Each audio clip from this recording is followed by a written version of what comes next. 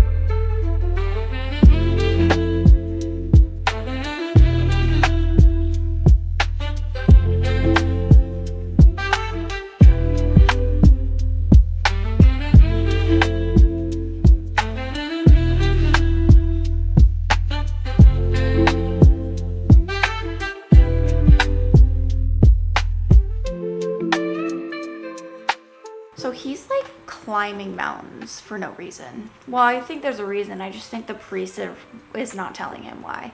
And they also keep mentioning Anna, which was a woman who stood him up on a date. So they're definitely gonna have to be circling back to that. Like, there's no way they can't. The night that Pino was supposed to meet this woman at the theater, it got bombed. And he was kind of glad she wasn't there, obviously, but I don't know, interesting. Guess we shall keep reading.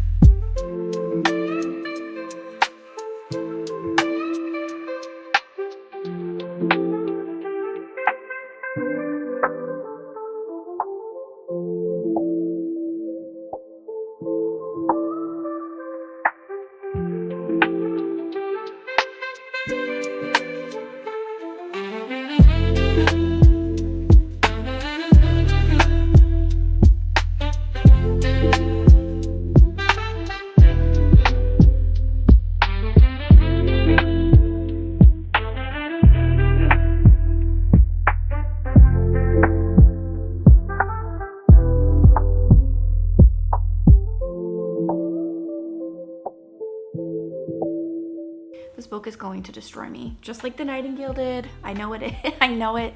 I freaking know it. I'm at like page 100. I ended up starting later this morning in the reading process because I had to mess with my camera settings a little bit. So I'm gonna get out of the house, see how busy the cafe is. Maybe we'll go read there for a little while, get something to drink, and just hang out. I'm kind of hungry, but I don't really want to go out to eat. I'm trying so hard to be healthy and good.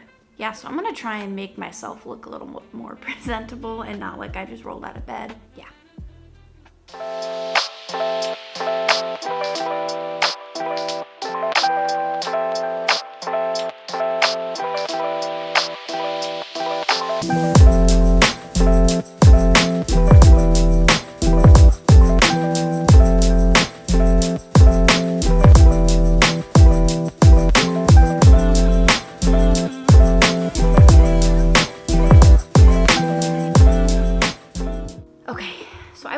For like a little over an hour. Also, that matcha was good, but it was more than $10. I don't think I'm gonna become a matcha girl. I'm sorry, but that's too much for one drink. I can't do that all the time. I just ran home, I honestly am fighting taking a nap, so I think we're just gonna go get lunch and grab something quick out. But I did want to update you where I am in the book. It's so sad. I almost cried at least once in the cafe. You can really tell that like Pino, his little brother, really love that they are able to help people and know that they're doing a good thing. And it's actually really sad because he ends up actually meeting one of the refugees. He actually already knew who she was. She was a violinist at one of their parents' parties. That actually happened earlier in the beginning of the book. So his like love and care for the people, you could really see that in how he treated her. And yeah, no, it's really good. It's definitely not slow. Someone said that the book was slow paced, but it's definitely not slow. Like there's been so much that has happened. But I read like 35 or 40 pages there. So I think we can get at least I'd like to get at least to 250 today, if not, because I don't think I'm gonna be able to read the whole book today. It's already 2 o'clock. But yeah, we're gonna go get lunch and read a little bit out to fight the urge to take a nap.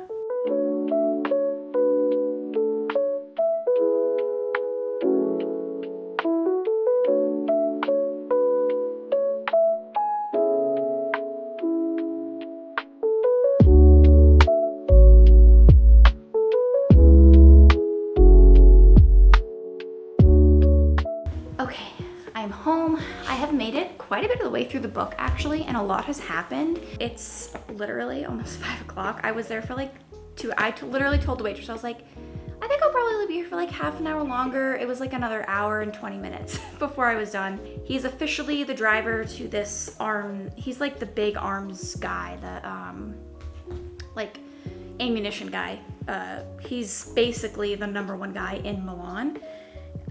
In Italy, really. But there was one thing that I wanted to specifically point out that I read. Trigger warning, this is pretty graphic, but this is something that I definitely noticed a difference of reading World War II movies from the perspective of women versus from the perspective of men, because men were on the front. So this is something that I wasn't expecting this.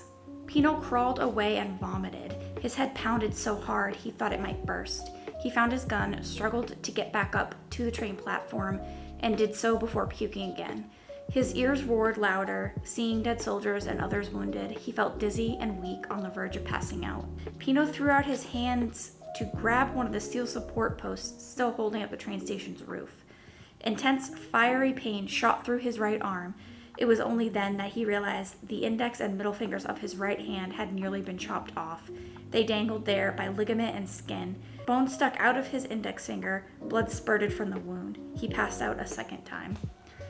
That's pretty graphic and pretty tough to read, to be honest with you. Like, I'm pretty good with gory stuff. It doesn't really bother me, but yeah, so he's just, after he was injured, he was walking around Milan on his 10 days they gave him to recuperate before he had to go back, and stopped to help someone with their car and realized that it was a German soldier's car, and it ended up being that basically right-hand man of Hitler who deals with all of the like tanks and army vehicles and guns and ammunition and all of that. Yeah, he just kind of stumbled upon it, which is crazy. I don't know, I'm assuming that's how it happened. This author did like a decade of research before he wrote the book, so I'm hoping he's as accurate as he could be. But yeah, we have quite a chunk of book left. I'm gonna go outside, I'm gonna sit and read it while it's still nice out, and then I'll probably have to finish it tomorrow, which kind of sucks. Yeah, so let's go outside, let's sit and read. Okay, quickly before I get into reading, I did want to make a point to say that when they kept bringing up Anna, or when Pino kept saying he was thinking of Anna and all that, I knew they'd bring her back. They brought her back. She wasn't dead or anything, like brought her back to life, but yeah, in a kind of an odd and quick, kind of insignificant way, which was a little disappointing, but she's around and he's thinking of her, so we'll see how that goes.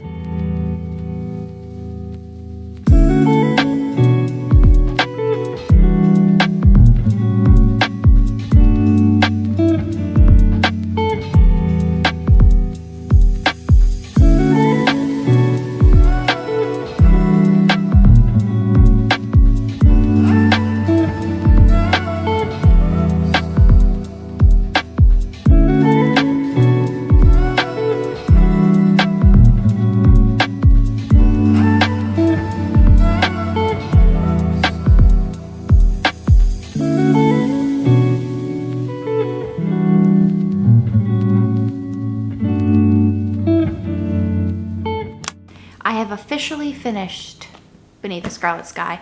It honestly was so good. I have to say I'm not gonna give it 5 stars. I'm gonna go 4.75, honestly. I think just because there were times where I'm like, okay, I think I'm done reading today, and I put the book down. For me, a 5-star book is like when I read The Nightingale and I read, 560 whatever pages, and like I couldn't put it down. But it's hard to rate somebody, like give somebody a rating on a book when you know it's a true story. And this poor man, Pino, I know I mentioned some things in the video. I don't want to go too detailed because I don't want to like ruin it for anybody. Some of the things that he experienced was like heart-wrenching and terrible. And I mean, what he experienced when he was fighting, he got injured, and the things he saw and the loss. I mean, it was World War II. Even after the war was over, it took time to recover. And in the aftermath section of the book, they actually talk a little bit about that, and they talk about like his life after the war and what he does and everything. Overall, definitely like 4.75. It was such a great story. I don't want to say that. That doesn't sound good. It was a great story to read, and I honestly think I learned a lot about how things worked in other countries. Like when I read The Nightingale, I didn't realize that the war was like that during that time in France.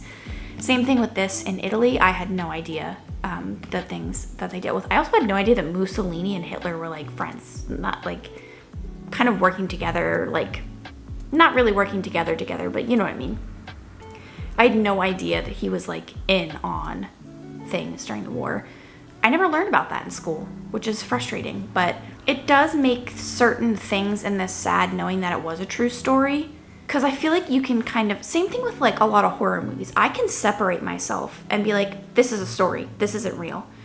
But when you know that this is based on a true story, or it was really like something somebody experienced, it makes it more real, and it makes it like harder to stomach some of the stuff. So I'm thinking he's probably not still alive, because I think he'd be like 102 or something, I think. Yeah, he'd be 100, he'd be 99, he'd be like 100 years old. So I will say the author did take a long time to do research into the things that he was told by Pino, and he talked to a lot of people and he went to places. So I'm hoping that it was as true to the story that Pino said as it was. And if it was, really just like gut-wrenching and terrible. But such a good book, big, thick book, but honestly, it wasn't like hard to get through. I don't think the author's writing was slow at all. Yeah, I would definitely recommend this. Such a good one. This was my first read of August, so I'm excited.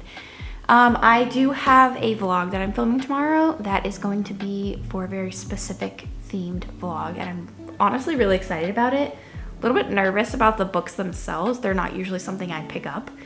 I already had all of them, just like I got them out of curiosity to see if I'd like them. They're very different than what I usually read, but if you're interested in that, that should be going up maybe like next Tuesday. So if you're seeing this the day that this video comes out, subscribe, and in a couple days you'll get a new vlog for very different books, things that you might be interested in. So anyway, thank you for watching. I am on TikTok and Instagram if you're interested in following me there. Anyway, yeah, I'm going to get this video up and get to reading my next book, because I have about 7 books I want to finish this month, and it's already the 7th and I've only got 1 in. So, okay, bye.